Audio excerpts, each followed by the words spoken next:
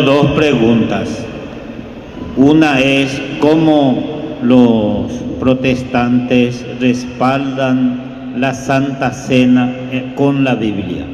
Y la otra pregunta, conozco pastoras, supuesta pastora protestante que le tienen amedrentado, le hacen tener miedo sobre el arrebatamiento, que los que no se comportan según su doctrina no serán arrebatados y quedarán acá a pagar los 7 años de tribulaciones. Esa parte también necesito alguna aclaración, padre. Le voy a responder primero lo del arrebatamiento para que usted se le ría en la cara a los protestantes. Dígale, si eso es verdad, que le hable de un evangélico que haya sido arrebatado. Los protestantes nos dicen, ¿por qué ustedes no entran con nosotros siendo que usamos, que tenemos mismo Dios? Porque Dios no nos pedirá religión, sino que nuestras obras. Esas preguntas quisiera saber, padre. Sí. Y quédese ahí para responderle a su pregunta. Jesucristo fundó una sola iglesia. En Mateo 16, 18, usted no va a encontrar que fundó 2, ni 3, ni 4. Jesucristo no dijo, todo aquel que cree en Dios, esa es mi iglesia. Padre, ¿cuándo nació la iglesia católica y quién lo fundó? También los protestantes, o sea que la iglesia protestante. ¿Y cuántas iglesias verdaderas existen? Los protestantes nos dicen, ¿por qué ustedes no entran con nosotros siendo que usamos, que tenemos mismo Dios? Porque Dios no nos pedirá religión, sino que nuestras obras. Esas preguntas quisiera saber, padre. Sí. Y quédese ahí para responderle a su pregunta.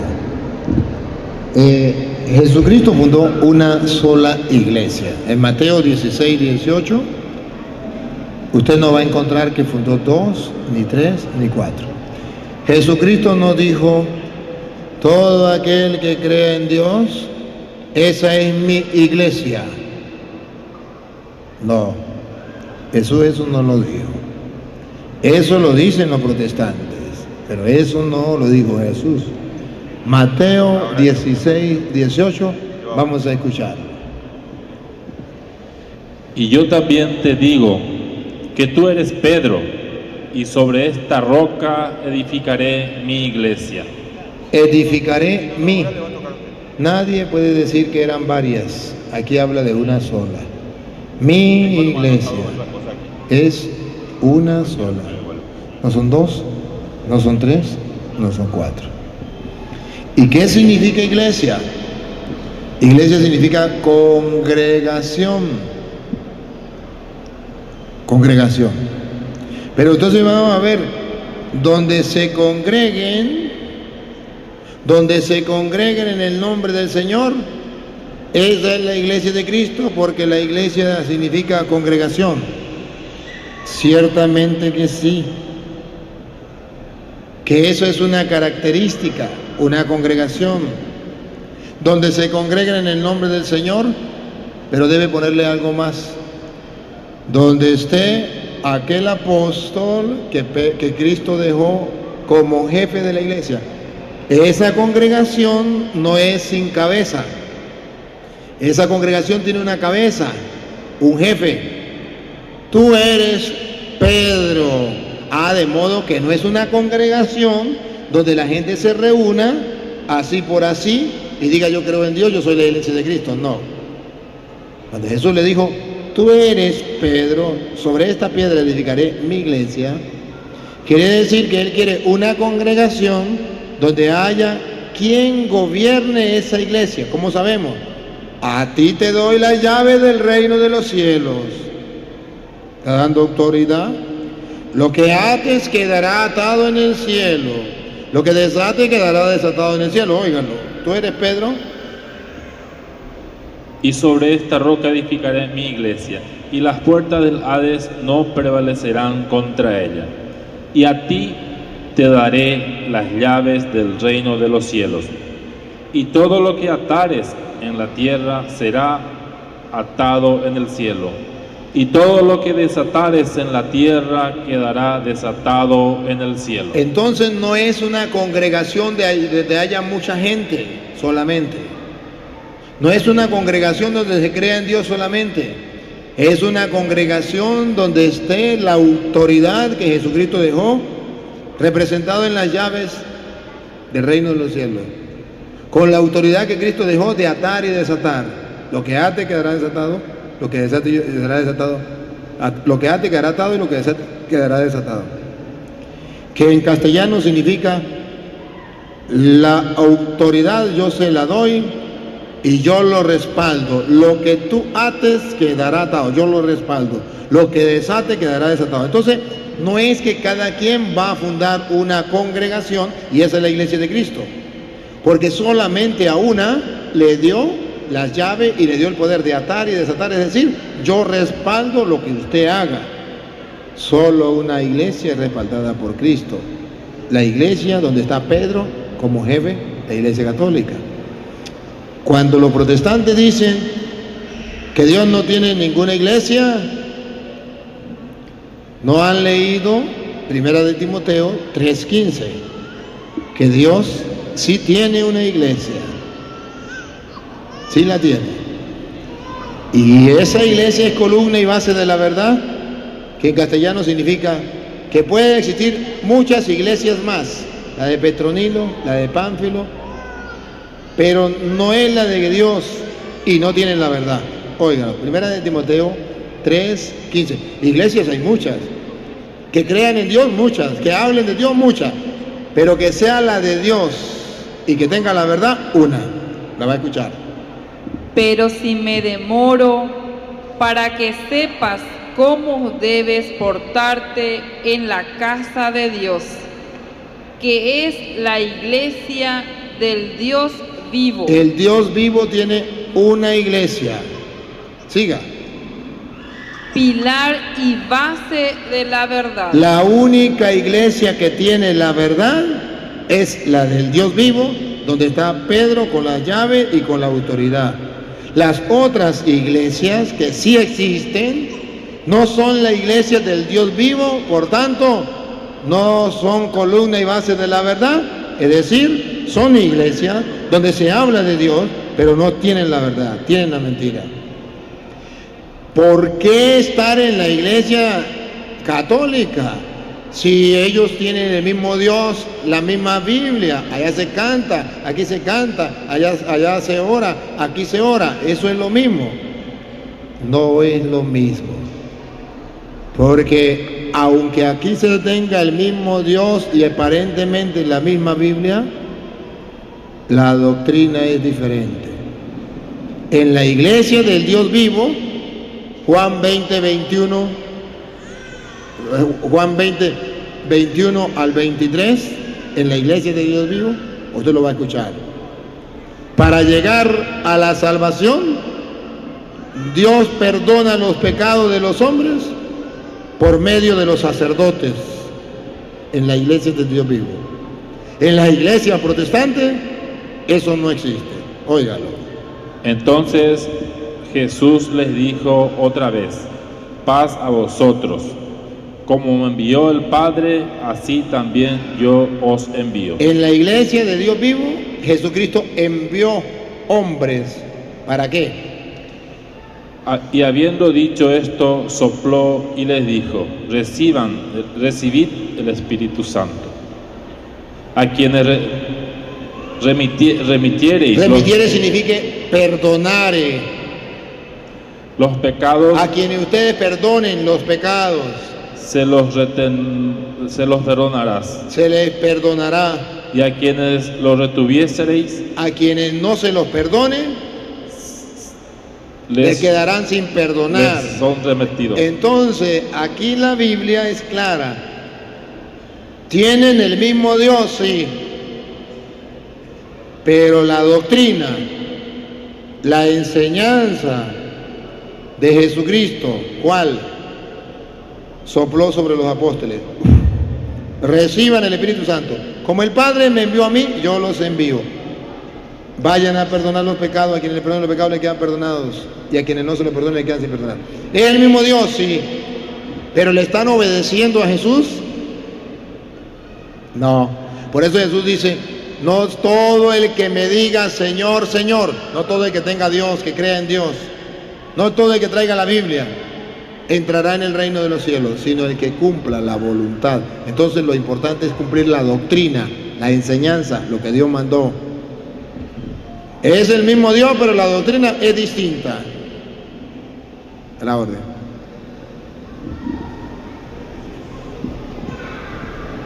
Buenas noches, Padre. La verdad tengo dos preguntas. Una es cómo los protestantes respaldan la Santa Cena con la Biblia. Y la otra pregunta, conozco pastoras, supuesta pastora protestante que le tienen amedrentado, le hacen tener miedo sobre el arrebatamiento, que los que no se comportan según su doctrina no serán arrebatados y quedarán acá a pagar los 7 años de tribulaciones. Esa parte también necesito alguna aclaración, Padre. Le voy a responder primero lo del arrebatamiento para que usted se le ría en la cara a los protestantes. Dígale, si eso es verdad, que le hable de un evangélico que haya sido arrebatado. Ya se han muerto miles de evangélicos esperando ser arrebatados y ninguno ha sido arrebatado. Entonces, ¿cómo es la cosa? Si el arrebatamiento existe para los evangélicos, no deberían morirse. Para la muestra que es mentira del arrebatamiento, están muriendo y no ha sido arrebatado uno. Quieren burlarse de los protestantes y reírse en la cara con esta doctrina. Cuando le diga que viene el arrebatamiento, dígale, yo sí creo en el arrebatamiento. Ya hubo una persona que fue arrebatada en cuerpo y alma al cielo, la Virgen María. Fue arrebatada de cuerpo al cielo, en cuerpo y alma.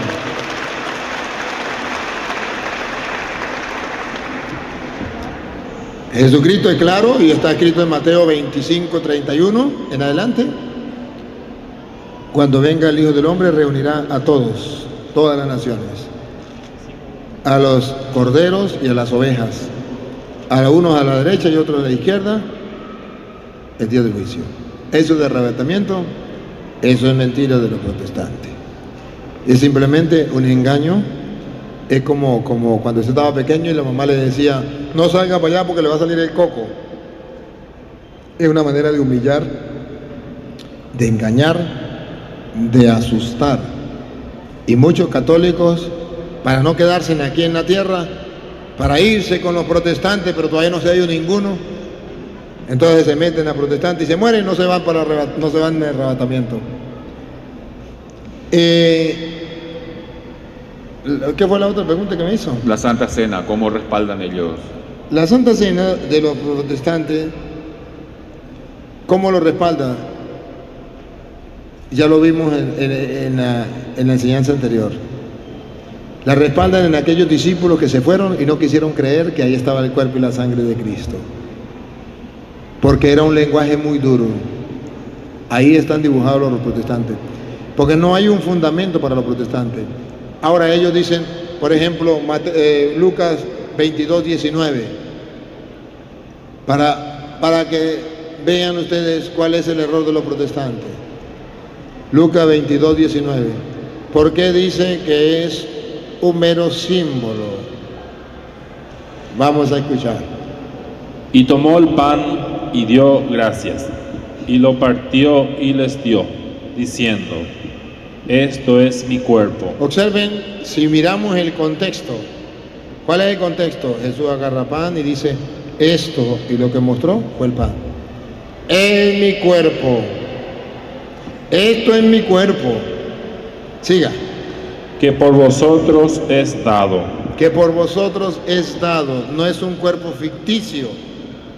Haced esto en memoria de mí. Ahí está el fundamento de ello. Haced esto en memoria de mí.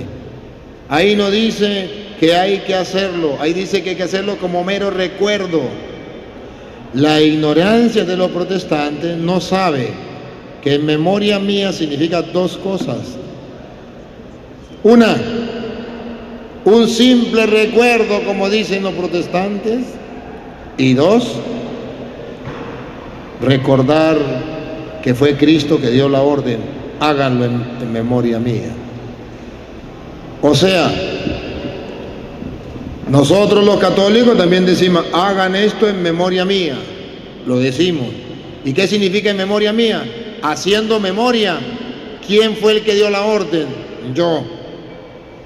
Hagan memoria que fui yo quien di la orden. ¿Dónde nos basamos?